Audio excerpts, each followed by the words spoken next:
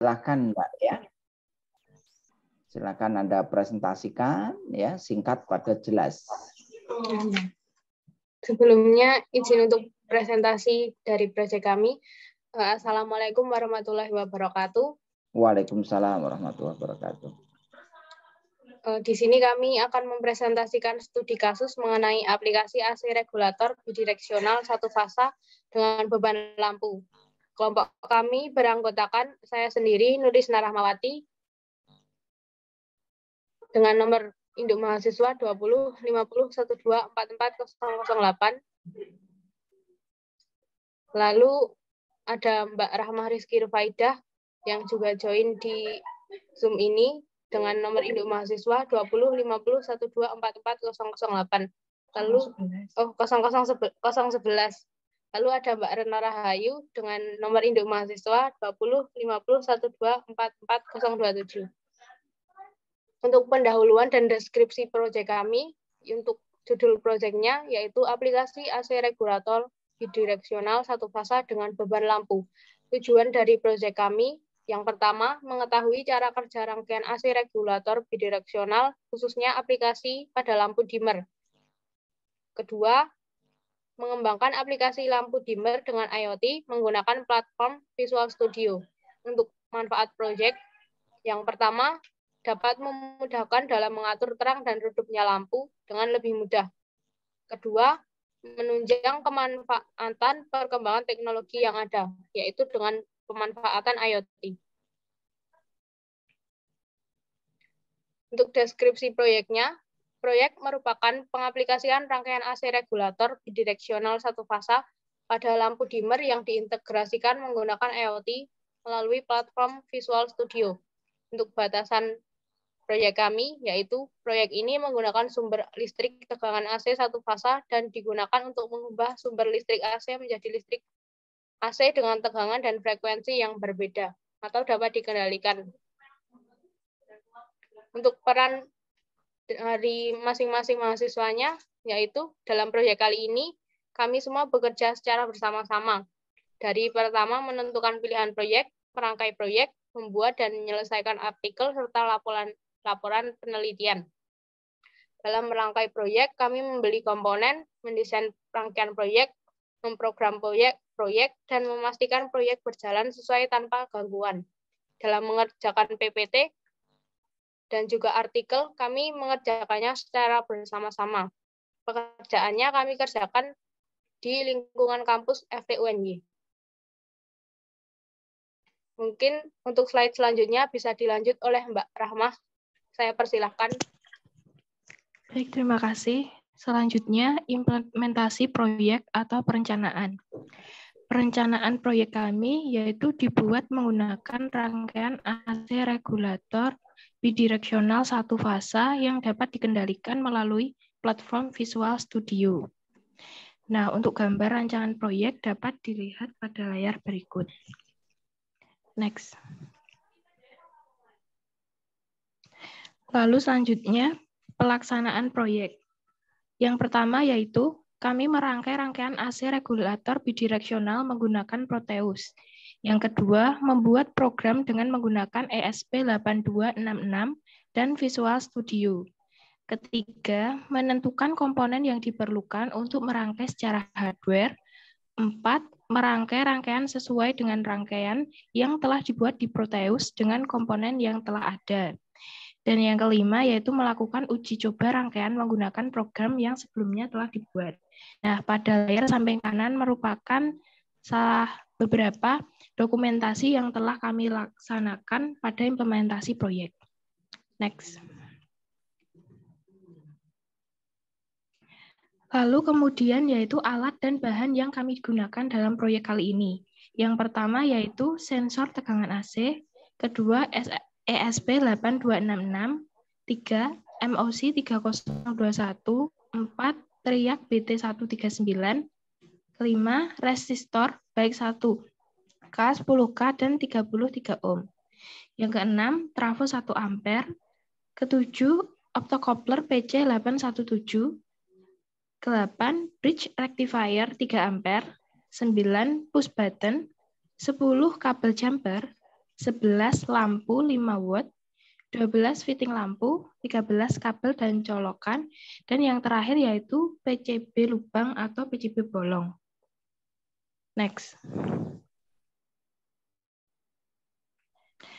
Kemudian tahap implementasinya yaitu pertama, membuat rangkaian AC regulator bidireksional satu fasa dengan Proteus. Kedua, membuat program Connect IoT menggunakan Visual Studio, yaitu menggunakan ESP8266. Ketiga, membuat aplikasi penunjuk gelombang menggunakan Visual Studio. Keempat, membuat hardware rangkaian AC regulator bidireksional atau dimmer. Dan kelima, melakukan uji coba hardware. Next.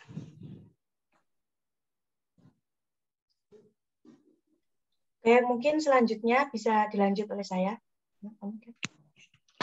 Nah, di sini ada hasil atau implementasi proyek, yaitu yang pertama ini gambarnya merupakan rangkaian yang sudah kami buat dan sudah kami hubungkan dengan tegangan, dengan sumber listrik, yaitu di sini implementasinya lampu menyala sehingga proyek yang kami buat berhasil. Untuk gambar yang kedua ini merupakan rangkaian yang telah kami buat. Dan untuk gambar yang di atas, ini merupakan tampilan dari Visual Studio atau dari aplikasi yang telah kami buat. Di situ ada masukan tegangan, kemudian nilai tegangan yang keluar, dan ada gambar gelombangnya. Kemudian yang bawah itu aplikasi atau hasil proyek yang telah kami buat dengan lampu yang menyala. Kemudian untuk evaluasi yang dilakukan dalam proyek ini kendalanya dalam pencarian komponen, perlu pengujian berulang dalam pengaktifan dimmer, pembuatan aplikasi IoT yang memerlukan waktu yang cukup lama. Kemudian kesesuaian hasil dengan teori. Berdasarkan hasil praktek, kesesuaian dengan teori ada yang sesuai dan ada yang sedikit tidak sesuai atau tidak terlalu sama. Gelombang yang ditampilkan saat praktek bisa berbeda dengan yang ada di aplikasi karena ketidaksinkronan trafo dengan frekuensi listrik. Sehingga jika dilihat menggunakan osiloskop, gelombang sinus tidak sempurna. Nah, untuk analisis dari proyek yang kami buat, yaitu rangkaian AC regulator bidireksional satu fasa terintegrasi IoT yang telah dirangkai akan menyala jika satu daya disambungkan ke sumber listrik. Rangkaian ini memanfaatkan penggunaan komponen ESP8266 sebagai alat penghubung Wi-Fi terhadap rangkaian. ESP8266 akan menyambungkan sinyal internet Wi-Fi terhadap rangkaian sehingga rangkaian dapat tersambung secara otomatis dengan program Visual Studio yang telah dibuat. Untuk kelebihan dan kekurangan dari proyek yang kami buat, yang pertama kelebihannya itu memanfaatkan IoT. Nah, dapat mengetahui nilai tegangan dan bentuk gelombang yang dapat terlihat secara real-time pada display Visual Studio. Kemudian kelemahannya ini adalah pada pemasangan trafo yang menyebabkan lampu menyala secara berkedip karena dipengaruhi dengan frekuensi listrik yang tidak tersinkronasi. Untuk kesimpulannya, pada proyek kali ini menurut kami, hardware yang kami buat memiliki kualitas yang cukup baik. Untuk progres pembuatan memakan waktu yang cukup lama karena adanya try dan error, dan untuk anggaran yang digunakan cukup terjangkau karena dikerjakan secara berkelompok. Untuk rekomendasi proyek sejenis itu bisa digunakan menggunakan sensor suara dikembangkan lagi yang telah kami buat. Nah, di sini ada video yang sudah kami buat untuk display rangkaian kami.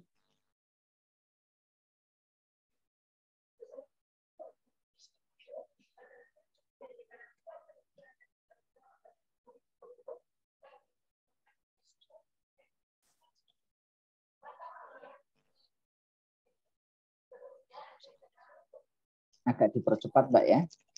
Iya, Pak.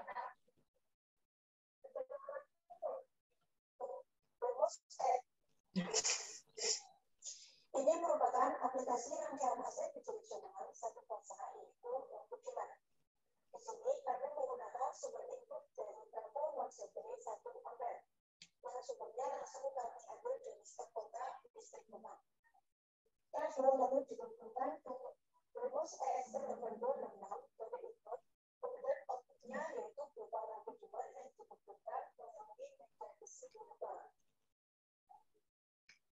Di dalam mesin global ini, rangkaiannya itu dipasang sebanyak 2 perstapan, yaitu untuk menerangkan dan menentukan waktu. Dipasang 2 kelompok, pria bertulisan 39 dan foto-foto. Kemudian, pada output lampu, dipasang juga sensor tegangan AC. Output berupa lampu akan dikendalikan oleh perstapan. Untuk menerangkan identitas, yaitu menggunakan rumus SP856 yang dikoneksikan dengan Wi-Fi dan kemudian disambungkan dengan aplikasi Wi-Fi, yaitu lampu.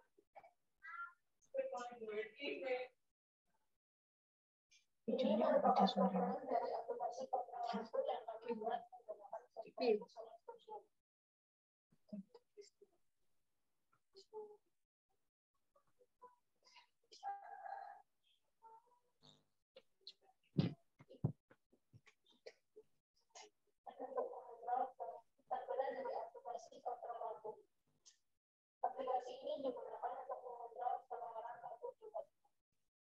Itu tegangan apa itu, Mbak? 294 itu. Itu tegangan sumber, Pak. Kok besar banget tegangannya jadi 294? Karena itu untuk full, Pak. Tegangan VAC full untuk lampunya. Anda sumbernya 220 toh? Iya. Itu tegangan 294 itu tegangan apa ya? Kalau sumbernya 220 kok jadi 294 ya? Ini tidak salah program ya? Enggak, Pak. Saya betul.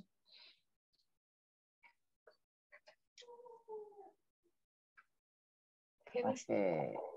Terus untuk ininya gimana tuh, Pak? Yang setelah Anda atur? Jadi ini kan ada ini, Pak. Untuk mengaturnya ini di sini bisa secara manual. Kita masukkan nilainya misal 0 nanti lampu dimmernya akan redup, sedangkan 50 nanti akan sedikit redup. Terus jika 100 nanti menyalanya akan sangat terang. Nah, itu bisa diatur juga dengan yang ada di enable track ini.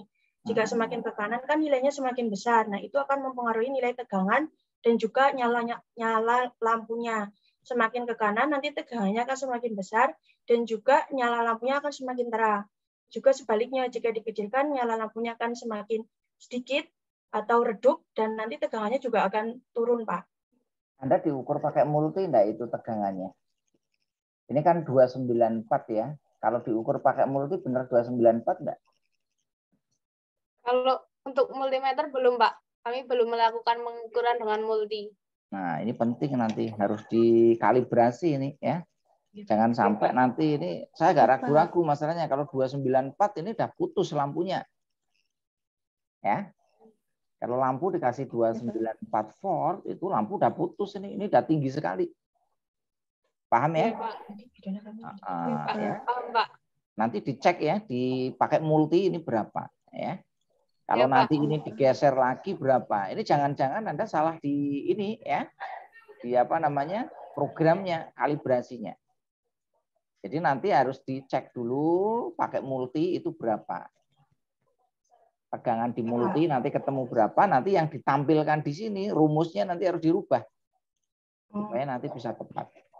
Oke, Ya. Pak. Siap. Ini satu fase toh Anda? Ini inputnya satu Iya, fase. Pak.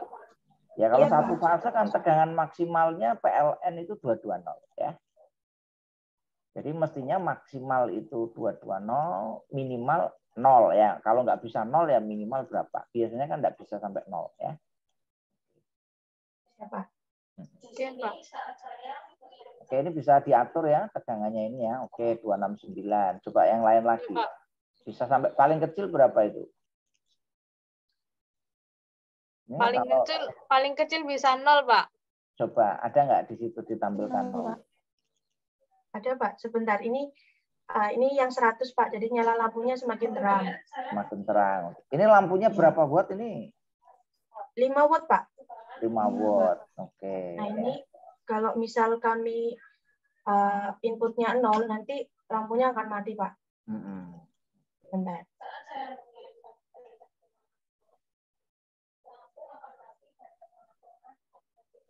Nah, itu tegangan sumbernya itu 0, Pak.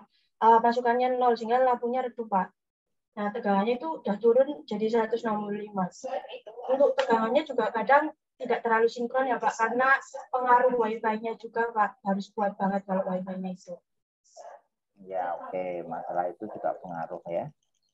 Iya, Pak. Oke, ini mungkin perlu untuk kalibrasi aja ini. Kalau masalah real time ya itu nanti ya memang pengaruh ya. Tapi nanti yang penting nggak apa-apa ya. Yang penting nanti kalibrasinya ini ya. Iya, Pak. Oke, nanti dicek aja pakai multi. Mestinya kan punya multi ya.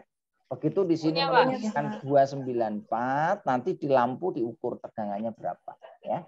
Jadi nanti kabelnya Anda di situ kasih multi ya. Tapi hati-hati ya, karena ini tegangannya 220 ya. Ini berbahaya, harus safety-nya harus dijaga. Ya. Oke, saya kira itu ya. Terima kasih ya. Iya, Pak. Oke, kita beri aplaus untuk kelompok yang kelima ya. Ya, terima kasih ya. Oke, Pak.